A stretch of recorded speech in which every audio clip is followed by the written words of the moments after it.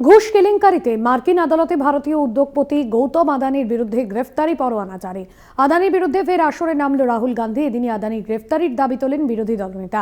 একই সঙ্গে প্রধানমন্ত্রীর বিরুদ্ধে সুর চড়িয়ে রাহুলের দাবি আদানিকে সুরক্ষা দেন স্বয়ং প্রধানমন্ত্রী। অভিযোগ ভিত্তিহীন বিবৃতি দিয়ে দাবি আদানি গ্রুপের।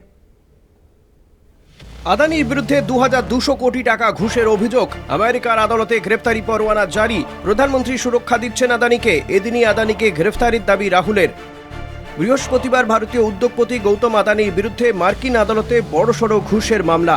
ভারতের বৃহত্তম সৌরবিদ্যুৎ প্রকল্পের বরাত পেতে 265 মিলিয়ন মার্কিন ডলার ঘুষের প্রস্তাবের অভিযোগ আদানিদের বিরুদ্ধে।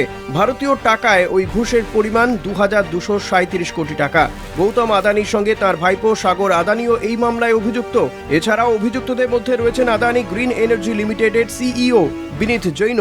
গৌতম ও সাগর দুজনের বিরুদ্ধেই গ্রেফতারি পরোয়ানা জারি করেছে আমেরিকার প্রশাসন।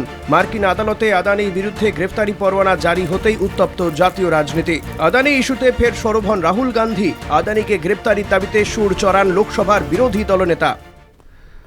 और ये हम मांग बहुत दिनों से कर रहे हैं। अदानी जी का अरेस्ट होना चाहिए, आज अरेस्ट होना चाहिए।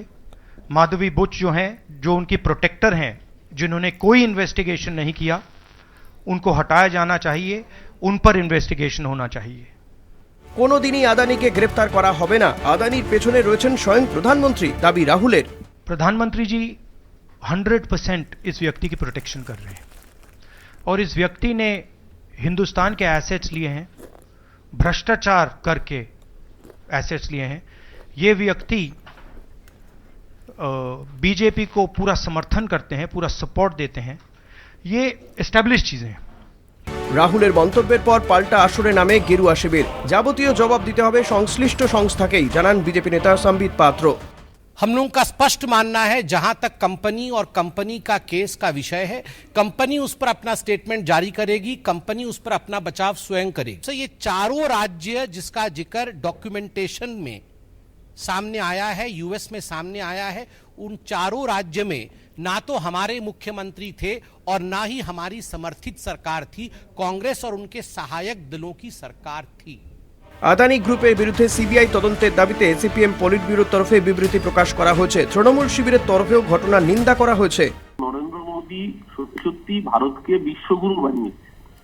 উনি এতদিন বিকশিত ভারতের কথা বলতেন, তো এতদিন যারা লোকাল চোর ছিল তারা এখন গ্লোবাল চোর হয়েছে। এরই মাঝে আদানি গ্রুপের তরফে বিবৃতি জারি করে যাবতীয় অভিযোগ ভিত্তিহীন বলে দাবি করা হয়েছে। সংস্থা আইনি পথেই চলে বলে বিবৃতিতে শেয়ার হোল্ডারদের আশ্বস্ত করা হয়েছে। এদিকে এই বিষয়টি প্রকাশ্যে আসতেই এদিন আদানি গ্রুপের শেয়ারে ধস নামে। কলকাতা টিভি।